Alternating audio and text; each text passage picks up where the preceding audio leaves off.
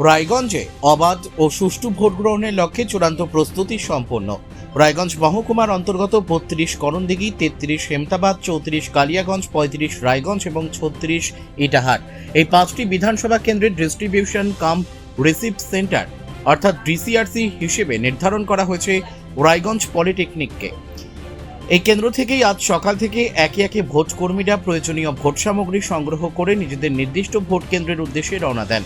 কঠোর নিরাপত্তা ব্যবস্থার মধ্য দিয়ে সম্পূর্ণ নির্বিঘ্নভাবেই এই প্রক্রিয়া সম্পূর্ণ হয়।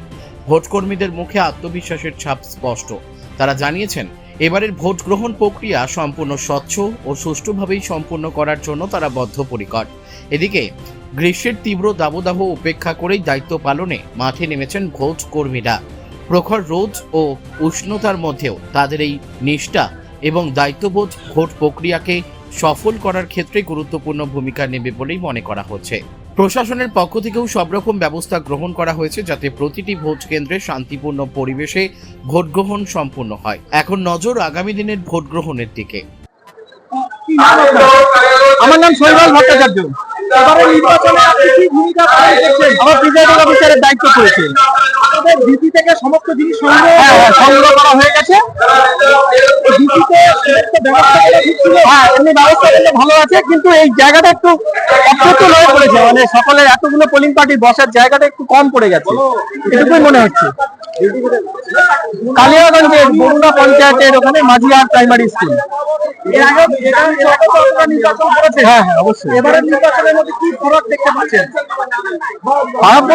নির্বাচন কমিশনের ব্যবস্থাপনা আগের থেকে একটু ভালো হয়েছে, একটু কড়াকড়ির বিষয় আছে, এটুকু এখনো পর্যন্ত দেখতে পাচ্ছি। এবারে কি কোন রকম মানে ভয়ের কোনো কাজ করছে আপনাদের মধ্যে? এখনো ঠিক সেরকম করছে না, দেখা যাক। কি নাম আপনার? আমার নাম অসীম আচার্য। এবারে কি দায়িত্ব পালন করছেন? আমি এবার প্রিসাইডিং অফিসার হিসাবে রয়েছি এখানে। আপনাদের ডিসি সেন্টার থেকে সমস্ত জিনিসপত্র নেওয়া হয়ে গেছে? আমরা এখানে সবকিছু পেয়ে গেছি এবং সবকিছু আমরা মিলে দেখেছি, মানে সবটাই একদম খুব সুন্দরভাবে গোছানো রয়েছে। এবারে আপনারা ডিসি থেকে যে জিনিসপত্রগুলো সংগ্রহ করলেন, কোনো অসুবিধা হয়েছে? না না না, কোনো অসুবিধা নেই এবং ব্যবস্থা এমনি খুবই ভালো। কেমন দেখলেন? না, খুব মানে দারুণ মানে ব্যবস্থা। এবার আমরা বুথে যাব। হ্যাঁ, বুথে গিয়ে আপনারা এর আগে ইলেকশন? হ্যাঁ, ইলেকশন আমার এর আগে 10 বার মতো হয়েছে ইলেকশন। এবারে ইলেকশন কেমন হবে বলে মনে করছেন? আশা করি ভালোই হবে।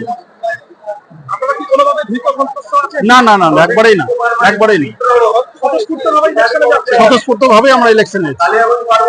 রায়গঞ্জ থেকে রামকৃষ্ণ দাসের রিপোর্ট, কুলিক নিউজ।